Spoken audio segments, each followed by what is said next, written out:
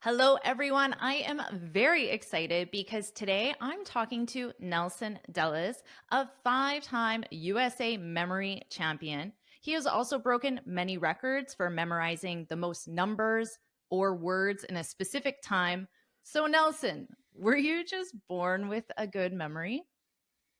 No, actually, that's a common misconception. But I actually had to learn this skill, and it took, you know, months, even into years, to continually perfect and get better at the skill. Um, yeah, So, you weren't born with a good memory. When you decided to improve your memory, what was the motivation behind that? yeah. So I mean, listen, I probably had some good memory for some things that were of importance to me, but I'd say it was probably average, when you kind of measured it across all things. But my grandmother on my father's side was the only grandmother that I knew. I never knew my mother's mother. Um, Started to exhibit. Um, she had Alzheimer's disease and had bouts of dementia in their mid early 2000s, and watching her kind of deteriorate mentally, made me think twice about what means to have a healthy brain and memory. And I thought, well, is there anything that I could be doing now to improve my memory, to make my brain healthier? I was young, I'm still young, but just kind of as a preventative measure for the future Nelson, who might end up somewhere in his 70s, 80s, losing his memory a little bit or a lot of it. So that kind of led me to discover memory techniques, memory competitions, brain health as a concept in itself. Yeah, led me down this rabbit hole, because of my grandmother, who I eventually lost, which really, motivated me even more to explore.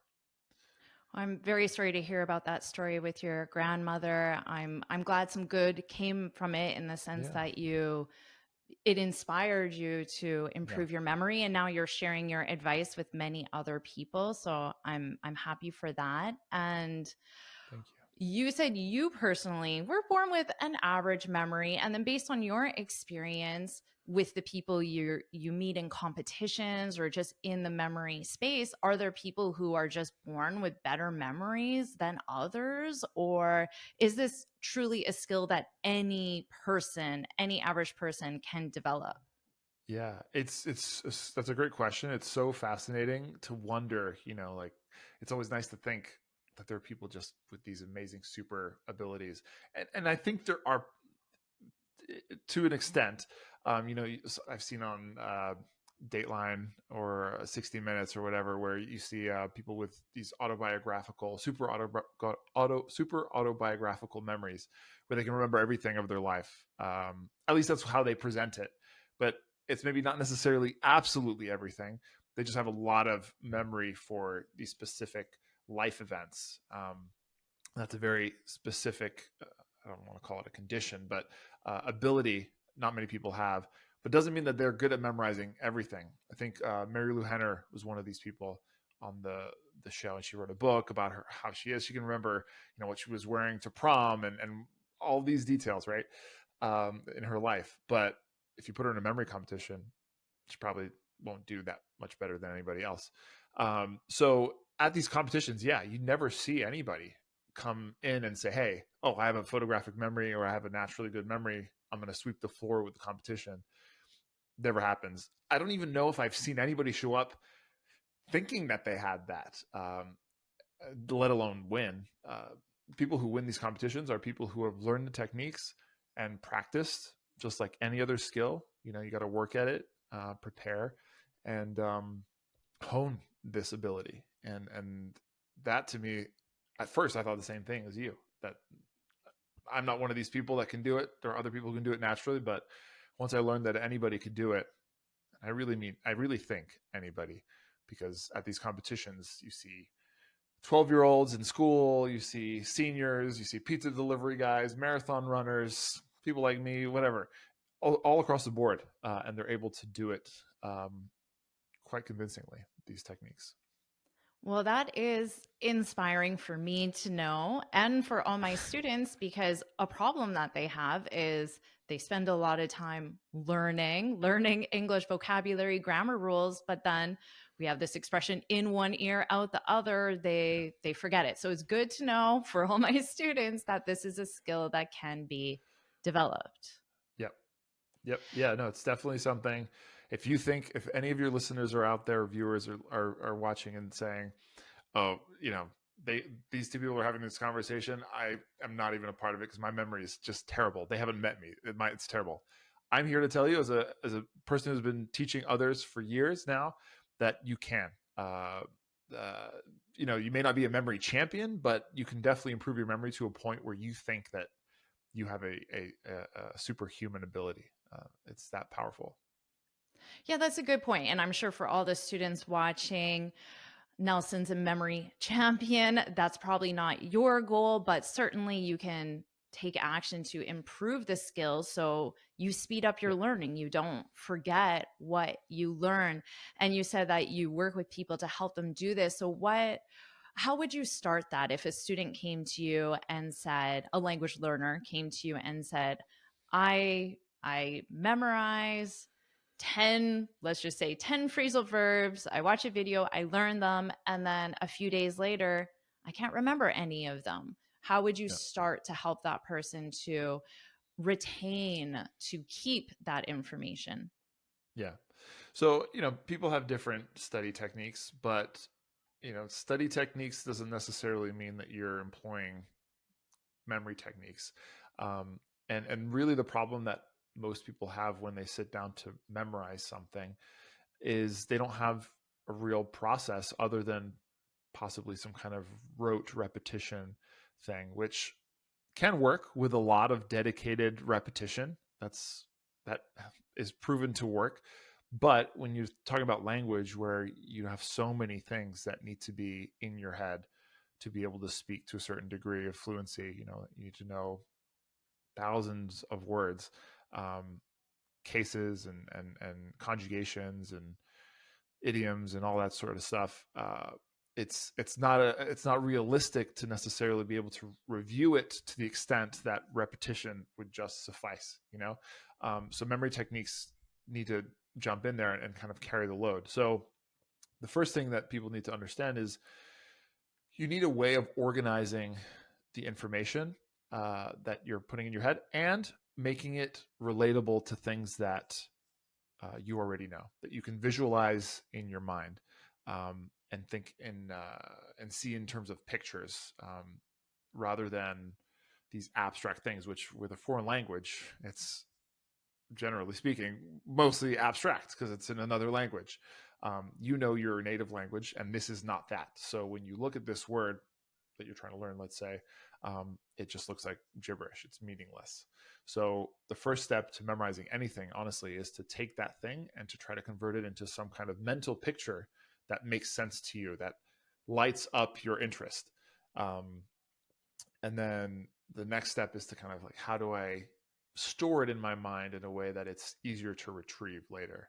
And there's different approaches to do that, but that's generally the idea. The last step is the review. That you can't get around the review. Unfortunately, our brains are designed to forget things over time, but it remembers the things that we frequent a lot in our heads. That should make sense, right?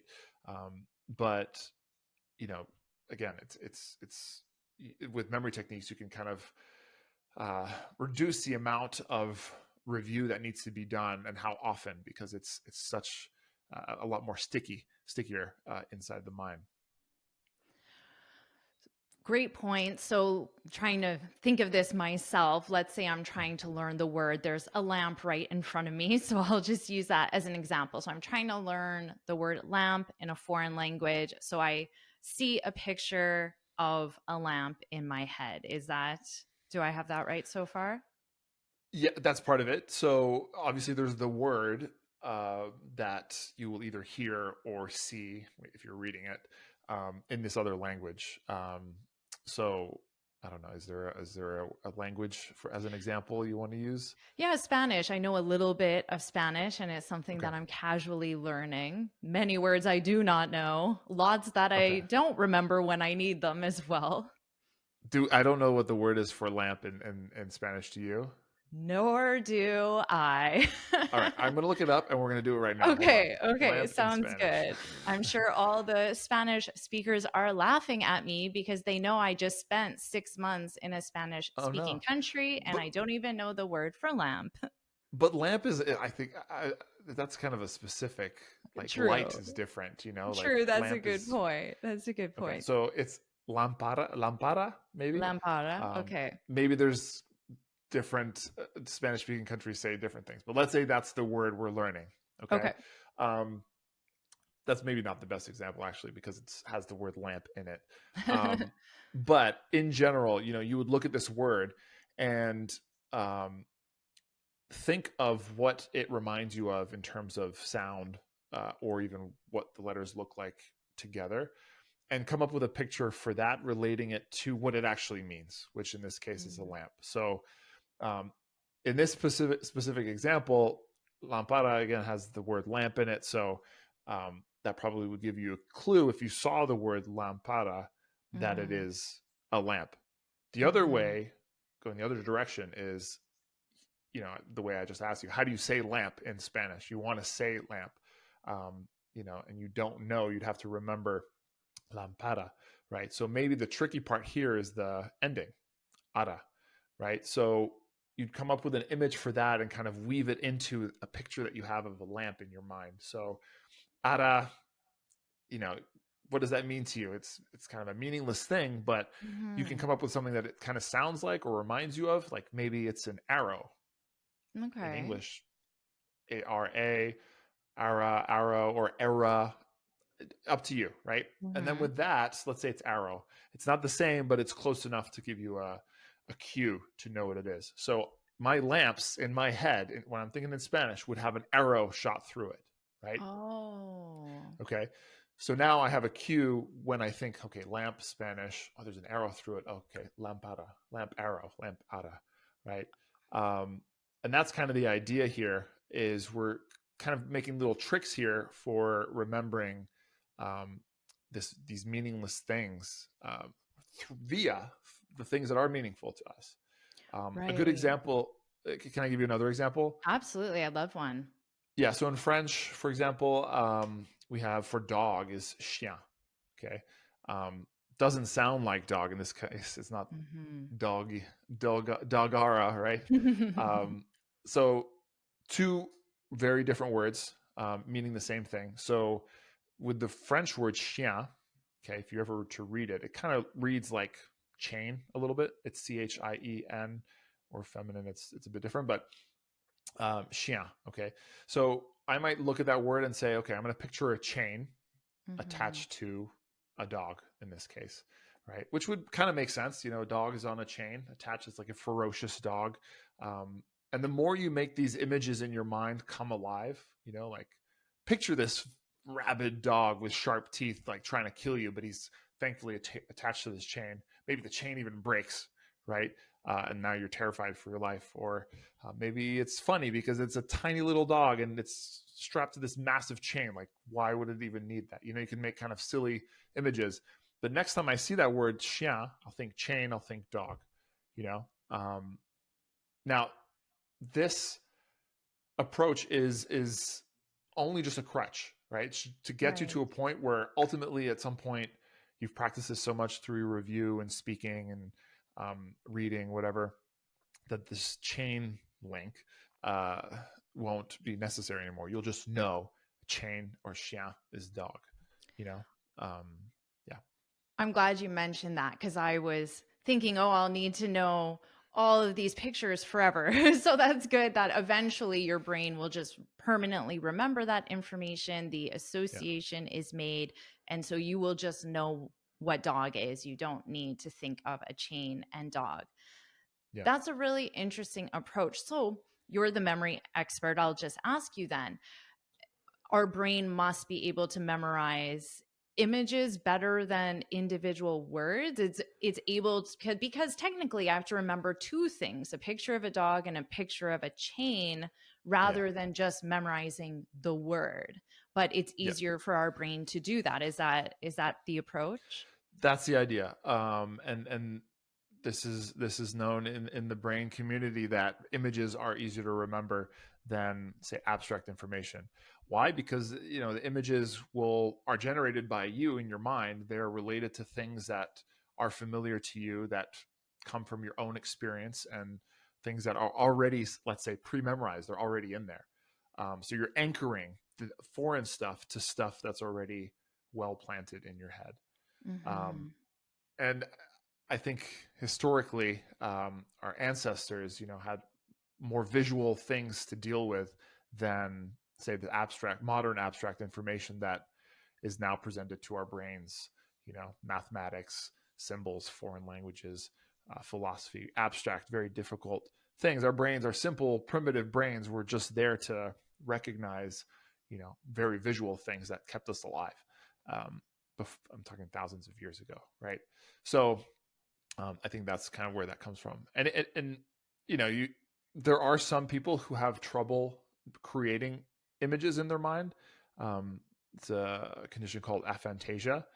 Okay. I think maybe like 4% of the population can't construct an image like that. Okay. Um, but there's ways around this, because when it comes down to it, we're talking about these images that you're thinking about, the colors of things, the what does it look like, the structure of it, where it is in space when you're thinking about it.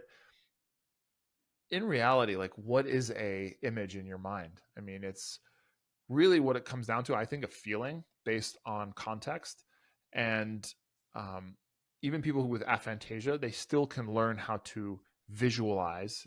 It's really not a visual in the end.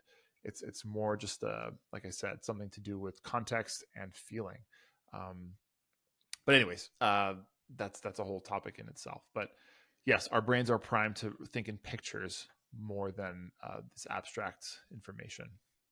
Okay, that's very helpful. Now all my students, they can start thinking of pictures to associate with new vocabulary. Could they do that with, instead of an individual word, could they do that with, for example, an entire sentence? What if they're going to a job interview and they want to remember a specific way to explain the experience they have, or just an entire sentence or even a couple of sentences? How would they approach memorizing something like that? Yeah, so with specific words, a word means this in this other language. It's really just a kind of a mapping from one thing to another. So for that, in terms of creating the image, it's pretty straightforward because you come up with an image for one thing and connect it to an image of the other. Now, with other parts of language learning, like you said, maybe you want to have a few responses or idioms or phrases just kind of cataloged in your head for an interview, or a certain topic that you may have a conversation with someone about. um, that would be a different way of storing things, because you'd have to pull them out knowingly, like, this is the right time to use this uh, turn of phrase or statement or whatever. So I might kind of use a different technique to store the information. But in terms of making it more memorable, the approach would be very similar, only there'd be more words involved. So whatever the phrase may be, I'd still try to convert it into pictures and kind of Mm. link them together in a connective story. Instead of just the chain going to the dog, maybe have a whole sentence to do with a chien or whatever. I'd have to have the chain with the dog doing something else that helps me remember maybe the next word or the next word after that. Um, Right. I have to say, though, with language learning, depending on the language, of course, and what language you speak or which languages you speak, um, not everything has to be turned into pictures, right? So I feel like a lot of people who hear me talk about language learning are like, man, every single word I have to come up with a picture and do this and that. You could, but again, I want to spend the least amount of time memorizing and just speak the dang language. So anytime I can save time, I want to do it. So, let's say you're learning 1,000 words, most common words in a language. I would go through all the words and say, like, are there some in here that are like borrowed from English? Those ones I don't need to memorize, probably. Maybe a couple I do because they're slightly different or pronounced different. I don't know. Then there's going to be some that kind of make sense. Like in Dutch, for example, the word for spider is spin. You know, Hmm. they're nothing alike, but to me, that makes immediate sense because a spider spins a web, right? Um, so there's some that are kind of like freebies, just inherently by the way that they are. So maybe that one I'd put on the lower part of the totem pole of importance of memorizing, because I'll probably remember that one through just like thinking about it. You know, Other ones are going to be more complex. Those one I might reserve for this technique, right? So same thing with these maybe phrases.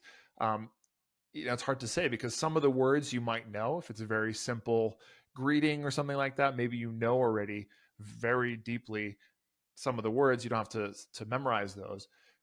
So putting it together in the phrase would be easier than say like if you were to, I don't speak Russian, but if somebody were to give me like a beautiful sentence to say in Russian, I'd have to memorize every bit of it. Um, I'll give you an example. The other day, I asked my father what his favorite poem was. He's French, so he told me one of the Jean de La Fontaine fables. Do you speak French or no? A little bit. Un peu. A little bit. Okay. Un peu. Okay. Aesop's fables. There was a French guy in the 1600s who basically did the same thing, Jean de La Fontaine, and he has famous ones like um, le renard et le corbeau. All right, or le corbeau, le renard. It's the crow and the fox. Anyways, I wanted to learn it for him, and it's in a language that I speak. Although that kind of French is kind of sometimes they use weird words to express things that I wouldn't say in normal French. So some of the lines I had to memorize. Some were just like, oh yeah, it makes sense. It's like talking about the crow is sitting on a tree. He's got a piece of cheese in his mouth. That's easy.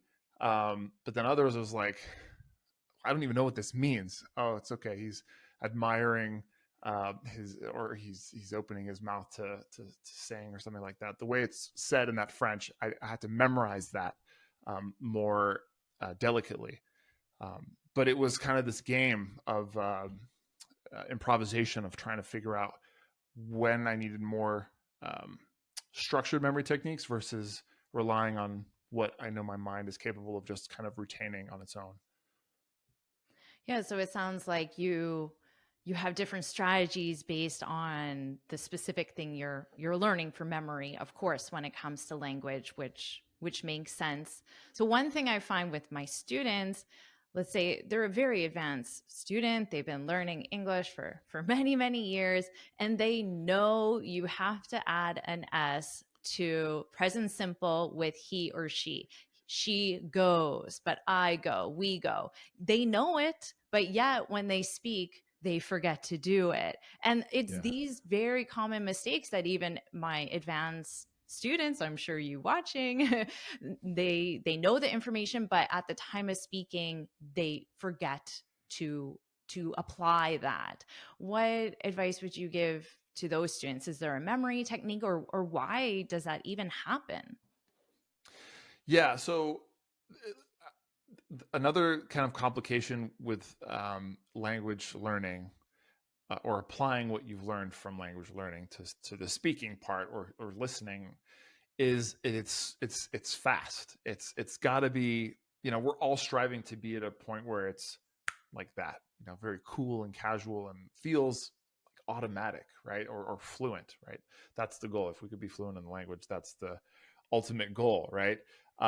So, if you could always have time to look up things in your memory via technique, great, but not very useful in most cases. If I had to pause every time I was about to say go or goes, you know, the person I'm talking to may have gone. Right?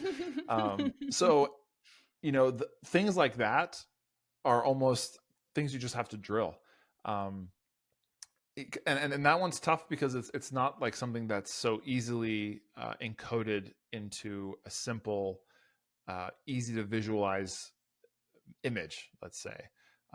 Could you potentially, I'd have to think about it a little bit, but for something like that, if I kept making that mistake even though I knew it, um, I'd maybe focus on um, either doing it myself or having my instructor give me situations where that was all I was practicing, you know. um, and that's part of learning is noticing what are your weaknesses, right, taking note of them and then drilling the crap out of them, especially for this case because you want to just be automatic. You don't want to think about it. It's got to feel and sound natural. So being able to hear yourself say it over and over again, or hear someone else say it over again, and test you on it again and again, I think is the way to go for getting or correcting frequent errors like that. You know, Well, I'm sure that's because what you said is go yeah, ahead. I was gonna say because I know when you're saying present simple, like in English, I don't even know what that means. You know what I mean? Like when I learn French and other languages, yeah, I know what's what in terms of tenses, but being my natural language, like I never stop to think like, wait, this is present simple. I got to use the plural on the s there. It just sounds right, and I just know it, right?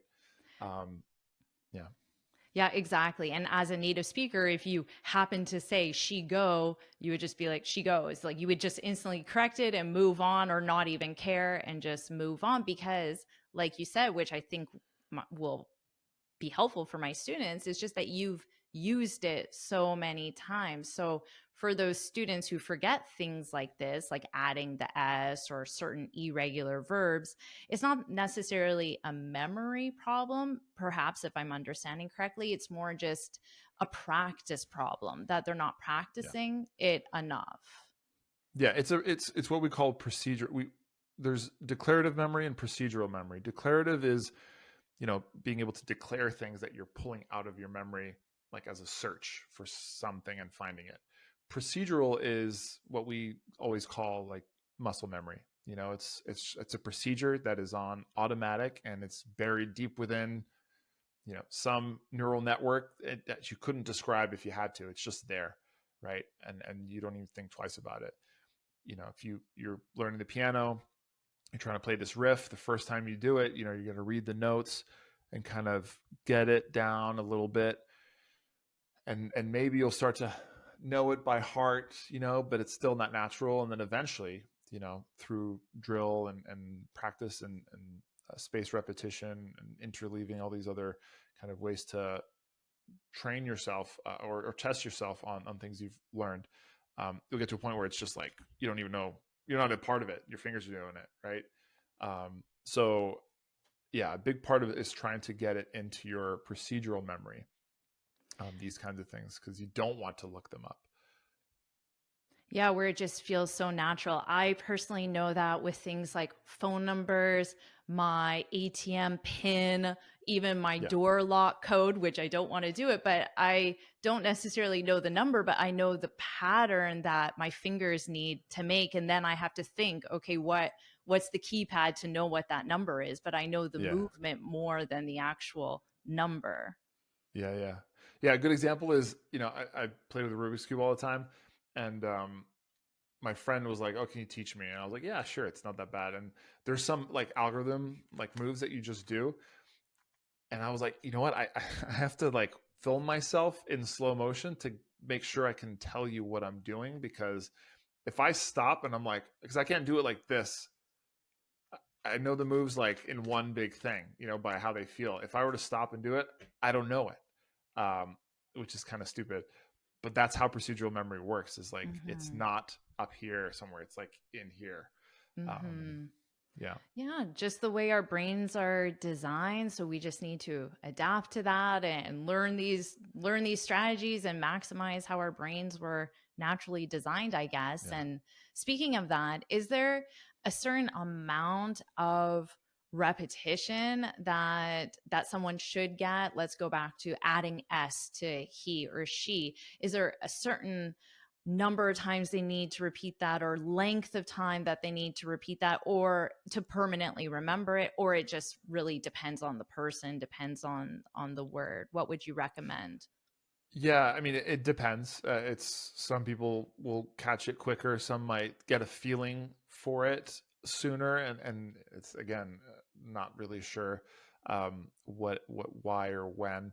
I think that there's a German word, Fingerspitzengefühl, which is just like the like essence of it, not like really knowing why or how, but it's just there. Um, but usually, in terms of trying to get things in your long-term memory or your procedural memory, the only techniques for that are the space repetition and interleaving, which I briefly mentioned just a second ago. Space repetition is basically when you learn something new, you practice it or review it or do it a lot at the beginning, and kind of you can taper off um, that intense repetition as time passes, but you do want some space between the repetition, like meaning you will go back and do it again. So if somebody's really trying to work on this thing, in a session, maybe spend a whole session just drilling that, right? And then maybe the next session, same thing, and then maybe you skip a session. Maybe after that, another session you touch on it again. Every once in a while, you want to kind of visit it, but less and so frequently, less frequently after a certain time. But um, again, there's no like exact. It's different for every person, but in general, rule of thumb is that practice it a lot when it's novel, and then as it is older, you review it less and less. The other part is the interleaving, which is if you're in a session and you're just drilling this somehow, um, stopping for a moment and doing some other cognitive task, play a game, read a book, whatever, and then coming back and doing it again is super powerful. I don't know the exact science behind it, but it's almost like a reset. It may, when you come back to it after that break, you may make a few more mistakes. Like it won't be as sharp as it was before the break, but you'll get back in the groove again. And that kind of stopping and starting is very powerful in you getting to a point where it can become that automatic that you're looking for.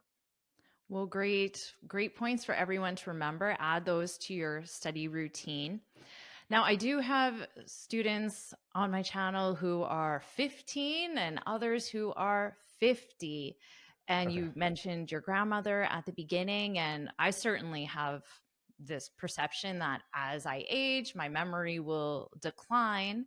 And is there anything that my older students perhaps can do to learn languages faster, given perhaps this fact of the brain, or maybe this is a myth that even I believe as well? Yeah, I think it's not entirely a myth, because as we age, everything kind of deteriorates, gets older, right? I'm not as fast as I was physically when I was a teen. Well, in some things, I'm actually better because I've trained and worked on different parts of my physical fitness that I didn't when I was a kid. But I maybe don't have the potential that I did maybe in my early 20s as I do now. I maybe have to work harder for it or something like that. Mentally, I think that's probably the same. Over time, well, a couple things happen as you get older. You get more things kind of taking up your mental demand. As a kid, you don't really have much going on other than your friends, school, and that's it. No house, no kids to worry about. No jobs, no job security, whatever, taxes. Um, so there's a lot more distractions as we age, but potentially as you get even older, maybe that also diminishes too. You don't have as many things, simpler life maybe. Um, but yes, you're battling age, and it would be foolish to say that your memory is going to be perfect at 85, or as good as it was when it was 35. But that being said, with the power of memory techniques and determination and motivation, you can push your brain to feel young at later stages in life, for sure. Like I said, at these competitions, you have people who are. I taught a senior once who was, I think she was 65, and she was memorizing a deck of cards. not incredibly fast. Again, I don't know if she really cared to go that fast. I think just memorizing a deck of cards, period, was enough of a feat for her. But I think that's phenomenal. What percentage of the people on the earth can do that? And here's someone in her 60s doing that. You know, so memory techniques, I think, can help anybody at any age, especially people who think that they are losing their mind. If you learn some of these techniques and make a practice out of it, right? That's an important part, is to actually use them and be consistently working on them day to day. There's no question in my mind that whatever age you are, you can have an amazing memory Well, that is very good news and for learn that all my language. students. Yeah, Yeah. And even just learning a foreign language, I find is such good exercise for your brain. It really exactly. keeps you alert, keeps your brain active, really pushes you. So all my students watching know that you are, just by learning English, a foreign language, you are exercising your brain and you can apply the memory techniques and get even better results with it. Yeah, So I know there are many, many memory techniques, which of course we can't go in depth today, but I thought maybe it would be fun to do some sort of a memory challenge right now, sure. just to see how we do. What do you think? Yeah, yeah. No, that's a great idea. I had an idea in mind here. Okay, all right. So I have a list of 10 things um, that I am going to. I don't know this list. I looked this up, so I'm going to learn it with you. Okay, great. um, but we have 10 things that we want to memorize, and this isn't a language vocab thing. These are just 10 things that we want to learn, and for each thing, like I said earlier in this call, is you want to come up with a picture for it. So I'll help kind of describe what that might be like for each one, and you Okay. can try to visualize that in your own mind. The next step here is, well, I'm getting a list of 10 things from Nelson. Where am I putting those? And that's kind of the second problem of memory, is like, where do you put information so that you can retrieve it later reliably? And there's a bunch of techniques to do it. The most fun and interesting, most popular, and I think most powerful, is something called a memory palace. Have you heard of that before? I've heard the name just from your YouTube channel, to Oh, be okay. All honest, right. but I'm not an expert in it at all. And I haven't Okay. tried to do it myself. Okay. Yeah, it's a technique that goes back thousands of years, where you're basically taking these images of things you're memorizing and placing them or imagining them in a physical place that you know well. This palace, I guess back in the day they had palaces, but it could be your house, it could be your shack, or your tent if you live in a tent, or you're living in a minivan or whatever. It's just taking some place that a physical space, and mentally um, projecting these images onto it in some order. And that place, that way you navigate through the physical space in your mind, will preserve the order of the list, and the place where you store the list. So later on, when you're like, oh, what's that list Nelson told me? You'll know, oh, I put it in my house. Let me go to my house. Oh, there on the front door is the thing on my list. Mm. And you can continue around the house picking up the images for the things that were on the list. It sounds weird, but we can just do an example and it'll make more sense.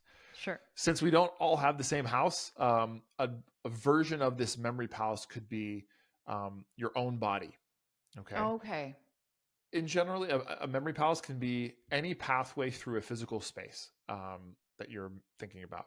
So through your body, like from your head to your toes, that perfectly works perfectly well. So we just need 10 locations to Hmm. store one on each thing. And then we'll have the 10 items, the places for the space for the 10 items. So I'll guide you what we're going to do here. So on the top of the head, that'll be our first location, okay, through our memory palace. And the first thing on our list is, I'm not going to tell you what the word is, but just picture what I'm trying to tell you Okay. on your head. All right. So think of a mandarin, like the little orange Okay. fruit thing. I never know the difference between a clementine or a tangerine, but it's a mandarin. All right. And Okay. this little orange thing is just chilling on your head. Maybe it's there your whole life, right? Just sits there, this orange Hmm. thing, and how weird. Maybe it smells delicious. Maybe you can always take a piece and eat it, but there it is. Okay, this mandarin on top of your head. All right, Okay. next, maybe down from our head, we'll go to our ears. Okay. And the next thing on our list, um, you can maybe picture like a paella. Okay. Mm, So okay. this delicious Spanish dish. All right. So out of your ears is like pouring all this golden rice with prawns and scallops and all sorts of fishy stuff, right? But it's delicious. You maybe put a bowl there. You can eat it right up. You have Spanish paella coming out of your ears. All right, next, so we come down to our ears, across maybe to our eyes here. We'll picture, um, what's a good one here? We could do just like Big Ben. Okay, so this famous Okay. structure in England, the big tower with the clock on it, is now like coming out of your eyeball. All right. Mhm. Okay. Again, these are so ridiculous, but that's the whole point. Is the more Yeah. bizarre, out of the norm, exaggerated, vulgar, even sexual Yeah. sometimes are the things that you won't forget. Okay. So Okay. just imagine piercing out of your eye is Big Ben with the clock chiming at the end of it. Okay. Okay. That's definitely a strong visual. Hopefully, I'll Yeah. remember that one. Yeah, yeah. And then for anybody trying this, don't bother about like, let me go back to the first one. What was no, just go with me here, okay? So don't worry about what I already said. It'll mostly be there, if not all there. So next we go from our eye to our nose, okay? And the next thing on our list here is what we do here, like we could do like the desert, like a huge desert Mm, dunes and stuff. So maybe instead of your nose, you just have like a sand dune that's being like wind swept and it's hot desert feeling, but there's like a very sandy dune here on your nose. Okay. okay. Next, we go down to, so we made this pathway here.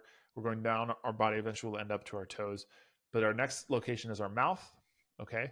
And inside our mouth, you could maybe put the hind quarters of somebody. So somebody's butt is in your mouth. Okay. So Okay. hind would be the word for it. Not quite butt, but hind. Okay, Okay. So hind. like they're behind. There you go. Yeah. So somebody's like chopped off the butt cheeks of somebody, they're behind, and you've just like consumed them. Okay. Well, Disgusting. my students learned an interesting new word, hind. Oh, behind. Yeah. um, but yeah, I mean, that's a mnemonic there. Like to be behind someone is behind their hind, right? Like Mm-hmm. their actual butt. Yes, exactly. Okay, so we've gone this whole way here. Let's go to the chin. That's the next location. Okay. Okay. And we have a Bengal tiger. Okay. Oh, okay. So, like, I don't quite know the difference between different tigers, but No. Bengal tiger usually sounds like a type of tiger that I hear the name of. So, that's a striped black and orange, uh, Mm-hmm. beautiful kind of colored face, and it's just like chilling on your chin here. Maybe it's Okay. it's roaring or scratching at my chin or something, and blood's flying out Oh with this my goodness. Bengal Okay. tiger. Strong Okay, visual again. Okay. yeah. All right, we're almost done. Four more. So after our chin, maybe we go down to our armpit. Okay, Okay.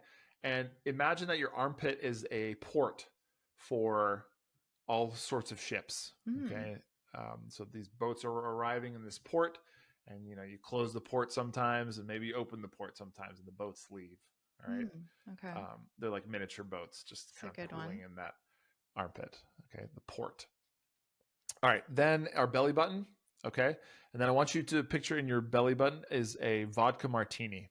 Oh. Okay, Okay. all right. This is totally out there. All right, so out Bond, of your James belly button is Bond. like, yeah, right. But there's like a martini glass filled with vodka, just permanently stuck to your belly button there, Okay. and it's filled with vodka and a little olive, let's say. All right, two more. Now down to our knees. Okay, so on your knees, I want you to imagine that there's some, like sushi with chopsticks and stuff. So maybe there's a whole array of sushi stuck to your knee, and you're just taking some chopsticks and eating all this sushi. Okay, Okay. and then finally, um, on your toes. Okay, I want you to picture this boxer is just doing jabs to your toes. Okay, jab Okay. means to punch, right? So somebody's jabbing your toes, like punching them repeatedly, and you're like, ow, ow, ow, right? Jab, jab, jab. Okay. Okay, this is really fun. Okay. So now we put it in our memory palace. You're trying to think of this list. You go back to where you started, right? And what was on top of your head? Mandarin. A mandarin, right? That orange thing. Yeah. Okay. And we came down to the ear. What was coming out of my ear? Paella. Paella. Good. The Spanish paella. Okay. What was in the eye? Oh, Big Ben was protruding out of my eye. I Yeah. remember that. Good. And then we went to the nose. What was my nose? Of desert. Good. Yeah. It was like the sand dune, the Yeah, desert. Good. sand dunes. Lots Yep. of Nice. sand. In our mouth. Oh my goodness. Can't think of that A one. Yeah. hind. The hind. Yeah. A butt. A butt. Yeah. Yeah. On the chin. The chin. Oh, the tie. I almost forgot it for a second, but then I pictured him ripping at my chin, actually. I Yeah. saw the visual. I couldn't think of the word, but then I There saw you the go. claws and I'm like, Yeah. tiger. That is so Yeah. interesting because I'm like, oh, I Yeah. don't know this one. Yeah. And Tiger. a helpful thing I think is if say like one of these images for any of your viewers is like I couldn't remember that one. It's not because you have a bad memory. It's because the image was weak. And Yeah. in my images, I'm giving examples like you may come up with a better one that's more meaningful to you, or you maybe need to spend a little more time like elaborating all the details like okay the scratching there's blood and like how would that make me feel Yeah. like really try to picture all those details that will enhance the image next time Yeah. you know A strong image. Okay. yeah yeah all right so we had the Bengal tiger and then we went to the armpit. What was in there, or what was Yeah. it? The boat's coming in and out. The port. The port. Good. Yeah The exactly. port. Then we had the belly button. What was in the belly button? Martini. Vodka martini. Good. Vodka. Then To be honest, I didn't remember the vodka, but that's martini. okay. Yeah. You'll see what this is all getting to in the end. Okay. It's not that important. And then the knee. What was on the knee? I'd probably spend the least amount of time on this one. I think What was on my knee? Oh my goodness. I don't think I remember my I knee. was picking something with the chopsticks. Oh, sushi. Sushi. Yeah. Yeah. Yeah, So true. I yeah. So probably didn't spend it like I didn't have a strong visual for that one. yeah. Yeah. And then finally on your toes. Do you So remember this one? toes, the boxer, because that was, yeah, more of a stronger visual. But yeah, I Yeah. don't think I took the time to think of the visual. Actually, when you said sushi, I'm like, sushi, that sounds good. But then I think I kind of forgot to do the visual part of it. Yeah. But Okay. Yeah. hey, So that's pretty good. I honestly no. was Yeah. really nervous. I wasn't even going to remember the first one as we were going. I was feeling a little anxious. I'm like, what if I don't I know remember it's a weird. any of them? It's that, and that's great that you say that because that's a very common feeling with memories. People just feel that way, anxious Yeah. about remembering stuff. Yeah, I'm like, what if I And don't remember? This is going to be so exactly. embarrassing. This is live, and I'm talking to a memory expert, and I can't even Yeah. remember the first one. But what if that feeling could go away, right? Yeah. Like, or if it's minimized, right? How Yeah, because amazing it would did that be? cause Where you have like the confidence, right? anxiety in me for sure. Yeah, I think that's natural. And I had that too. I mean, I still have it sometimes in high pressure situations. I don't feel like, oh, this is going to stick 100%, but I feel very confident most of the time things will stick if I apply myself correctly. Yeah. Um, so what I was going to say, so these Oh, 10 things actually represent the 10 most spoken languages in the world in order oh, no from most way. spoken. Yeah. So Mandarin, Chinese, right? Oh, Yeah. okay. Spanish, the paella. Big Yeah. Ben is England, English. Okay. Now, so some of these are straight up, right? Mandarin is a Mandarin. Yeah. Spanish, paella, it's pretty close. Big Ben, that's just something I associate with England, English. Yeah. The Dune was more abstract. That's Arabic. Arabic. Yeah. I was going to Okay. guess So, that. yeah, but maybe you have a better association to Arabic than I do, but Yeah, that made me think of like the Middle East for and sure. sand. And yeah. Okay. Then we had Hind, which is Hindi. Oh, I wouldn't um, have got that one. yeah, I put that in there on purpose because it's more of a direct, like the word Hindi has the word hind in it, Hind. Yeah, Hind. hind Hindi. But maybe you Yeah, have a better association to Hindi, like maybe you think of the Taj Mahal, and that's good enough, right. That's or true. something from India or something. So Hindi, and then the Bengali, Mm-hmm. which is a language spoken out in that area of the world as well. Port, Portuguese. Portuguese. That's a Yeah. good one. Now the vodka martini. Any guess? Where do they drink a lot of vodka? Oh, Where does Russia. vodka come from? Russia. Russia. Yeah. That's why you mentioned the Exactly. vodka part when Yeah. I Yeah. said, oh, Yeah. just martini. Oh, yeah. Yeah. Yeah. Right. Actually, the Yeah. vodka was important Vodka then. martini. Yeah. And then the sushi. Where could that be from? Japan. Yeah. Japanese. Japanese. And then this one, I The didn't know this either, but the boxer. 10th largest language is Jab. The Jab's Punjabi. Oh, that's really interesting. Yeah. Punjabi. Yeah. Wow. So Because now, I have no context for more yeah, than what the word is. I can't tell you the difference between Punjabi, Hindi, and Bengali. right. But so I have to memorize those specific names. Um, Yeah. but there you go. Now you have 10 languages Wow. from head to toe on your body for reference whenever you need it.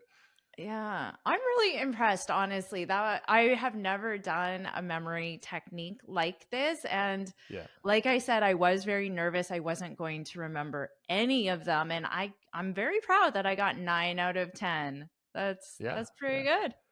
And then, test yourself later. You'll be surprised it's still there. I could I even ask think you, like, what's, so. Yeah, because yeah. those images, especially like Big Ben coming out of my eye, I feel like I'm going to remember that for quite a long time. And for some reason, the boats coming out of my armpit really stuck with me too. Yeah. And you have that list forwards. You could probably say it backwards, just traveling the different direction. Oh, that's a I good could even ask you, point. like, what's the fifth largest language, right? And you'd say, okay, And one, two, three, four. Whatever was in my mouth. What was in your mouth? oh, in my mouth, that was the butt. So Yeah. hind Hindi. Yeah. That Exactly. is Yeah. so Yeah. cool. Yeah. Wow, I am impressed.